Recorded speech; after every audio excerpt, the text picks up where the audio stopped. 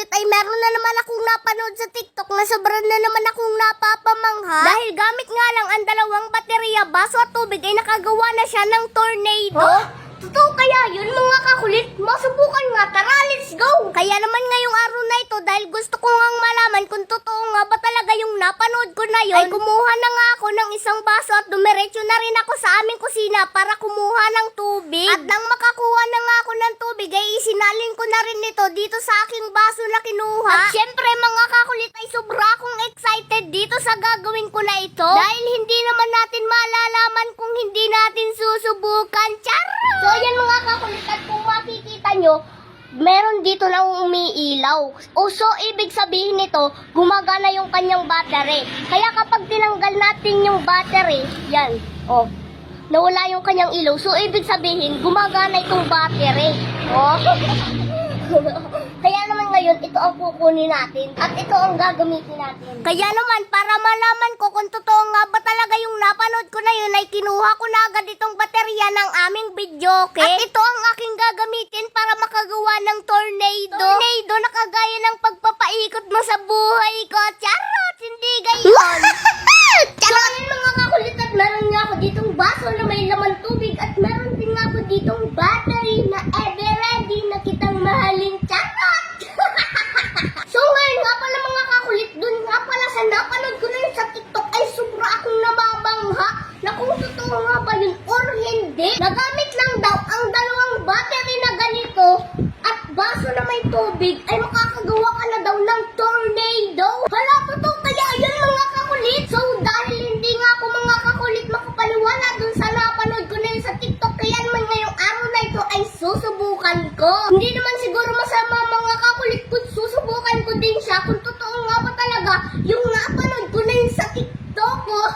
Siyempre mga kakulit, dahil sa edad kong ito, lahat ng nakikita ko sa kapaligiran ay gusto kong subukan at matutunan. At doon ko rin malalaman ang totoo at hindi.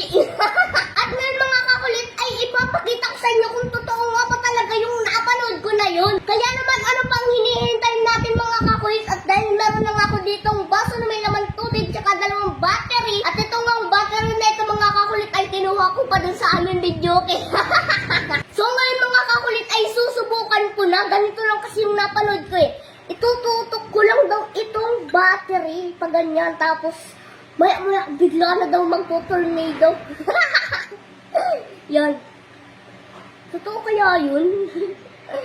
Alam, parang hindi umiikot mga kakulit ah. Sabi kasi dun mga kakulit sa napanood ko, pagtututok lang daw ito. Yan. Tapos bigla na daw umiikot.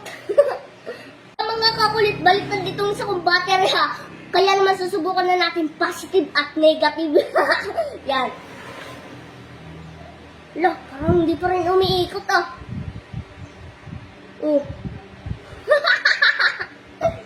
Wala pa rin. Subukan natin mga kakulit, parehas negative yan. Wala, hindi pa rin umiikot. So yan mga kakulit, maghintay lang tayo ng ilang minuto pa. Kung makakagawa nga ba talaga tayo ng tornado. Naman mga kakulit, sira itong aming battery kasi gumagana naman ito sa aming videoke.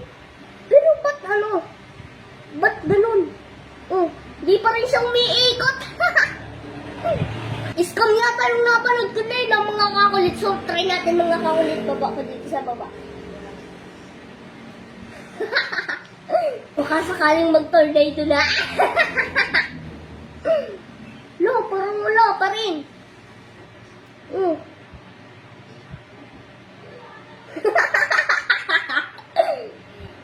Parang napeki ako dun ah. Dito sa gitna. Ganun pa rin. Di pa rin umiikot. Hello. So yun mga kakulit, at hindi pala talaga totoo yung napanood ko na sa TikTok. Nagamit lang ang baso na may tubig at dalawang battery ay makakagawa ka na daw ng tornado. So ngayon dahil gusto ko nga makakita ng tornado sa baso, kaya naman ngayon ay ako na mismo ang gagawa ng tornado. Yeah. Ayun na mga